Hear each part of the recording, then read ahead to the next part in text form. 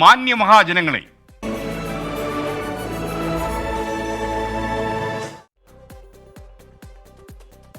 തെരഞ്ഞെടുപ്പായാൽ നാടാകെ പോസ്റ്റർ ഒട്ടിക്കും, എങ്ങും ഫ്ലെക്സുകൾ വയ്ക്കും, റാലികളും പൊതുയോഗങ്ങളും നടത്തും, മൈക്ക് കെട്ടിവെച്ച് വണ്ടികളും ഓടും. വോട്ട് കിട്ടുന്നത് ഇതുകൊണ്ടൊക്കെയാണോ? ഇതൊക്കെ പ്രചാരണ മാർഗങ്ങളാണ്. നമുക്കറിയാം, എത്രയോ കാലമായി ഏതെല്ലാം തെരഞ്ഞെടുപ്പിൽ നമ്മൾ ഇതൊക്കെ കണ്ടതാണ്. പക്ഷേ വോട്ട് കൊണ്ടുവരുന്നത് ഇതൊന്നുമല്ലെന്ന് പാർട്ടി നേതാക്കന്മാർക്കും അറിയാം, പാർട്ടിക്കാർക്കും അറിയാം.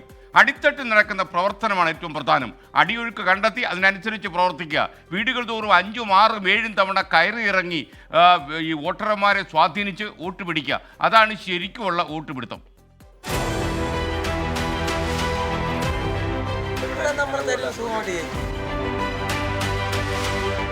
എൻ്റെ വോട്ട് എന്തായാലും ബിജെപിക്കാണ്.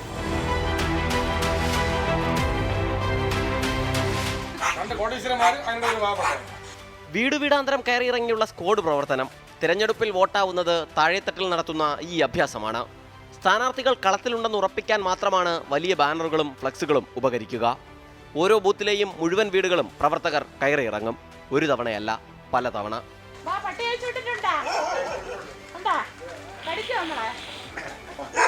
തെറ്റാതെ നമ്മുടെ ഞങ്ങൾക്കും സാമ്പത്തിക പ്രതിസന്ധി ഉണ്ട്. പിന്നെ അവരവരുടെ കയ്യിൽ നിന്നൊക്കെ അഡ്ജസ്റ്റ് ചെയ്ത് ഇടയ്ക്ക് ഒരു നാരങ്ങ വെള്ളം കുടിക്കുകയോ ചായ കുടിക്കുകയൊക്കെ ചെയ്യും. ചുട്ടുപൊള്ളുന്ന വെയിലാണ്. ഒരു തവണ പര്യടനം കഴിഞ്ഞ് സ്ഥാനാർത്ഥികളൊക്കെ വെയിൽ അല്പം ശമിക്കാനായി വിശ്രമിക്കും.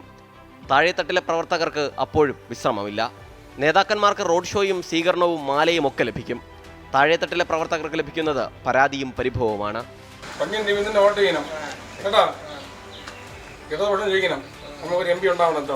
നമ്മളിപ്പോൾ രാവിലെയും വൈകുന്നേരമാണ് സ്ക്വാഡ് പ്രവർത്തനം നടത്തുന്നത്. രാവിലെ ഒരു 7 മണിക്ക് ഇറങ്ങി 9 മണിക്കും, വൈകുന്നേരം ഒരു 4:30 മണി മുതൽ ഒരു 6:30 7 മണിക്കായിട്ട് അവസാനിപ്പിക്കും.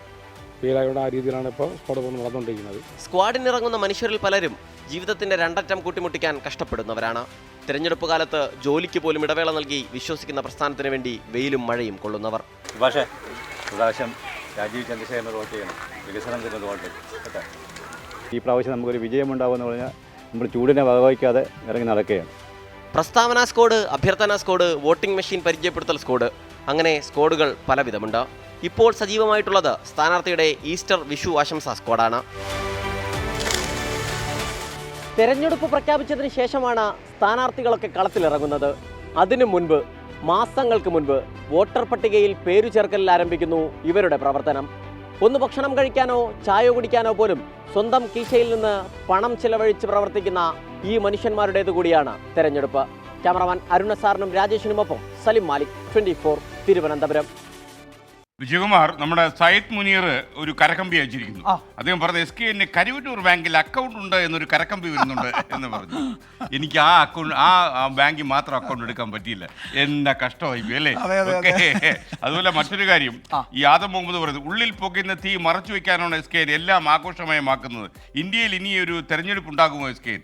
വല്ലാത്തൊരു ചോദ്യം. അങ്ങനെ ഒരു ചോദ്യത്തിന്റെ ആവശ്യമല്ല. എത്രയോ പ്രതിസന്ധികളെ കടന്നാണ് ഇന്ത്യൻ ജനാധിപത്യം ഈ അവസ്ഥയിലെത്തിയത്. നമ്മൾ അങ്ങനെയൊന്നും വിശ്വസിക്കാനും പാടില്ല, അങ്ങനെയൊന്നും പ്രചരിപ്പിക്കാനും പാടില്ല. ഇന്ത്യൻ ജനാധിപത്യം നിലനിൽക്കും, അത് മുന്നോട്ട് പോവുകയും ചെയ്യും. അതുകൊണ്ട് തന്നെ തെരഞ്ഞെടുപ്പ് ഉണ്ടാകും. ഉറപ്പായും.